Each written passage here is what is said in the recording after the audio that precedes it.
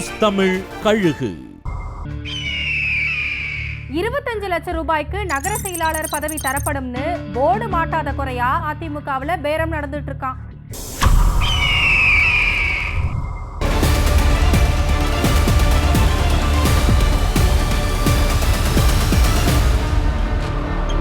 தேனி மாவட்டத்தோட மேற்கு மாவட்ட அதிமுக செயலாளரா ஜக்கையன் இருக்காரு.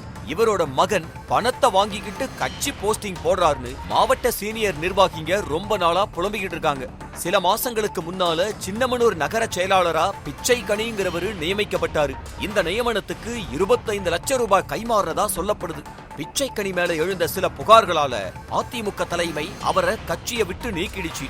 சின்னமனூருக்கு புதுசா ஒரு நகர செயலாளரை போட ஜக்கையன் தயாரான போது நான் கொடுத்த பணத்தை கொடுங்கன்னு பிச்சைக்கனி வந்து கேட்டிருக்காரு.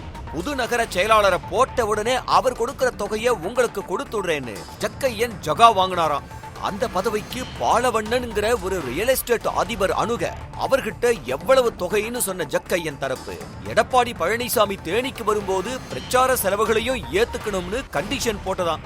இதுக்கு பாலவண்ணன் ஓகே சொல்ல அதே பகுதியில் இருக்கிற ஒரு வாழைக்காய் வியாபாரியும் சின்னமனூர் நகர செயலாளர் பதவி கேட்டு ஜக்கையன் கிட்ட பேச்சுவார்த்தை நடத்திக்கிட்டு இருக்காராம்.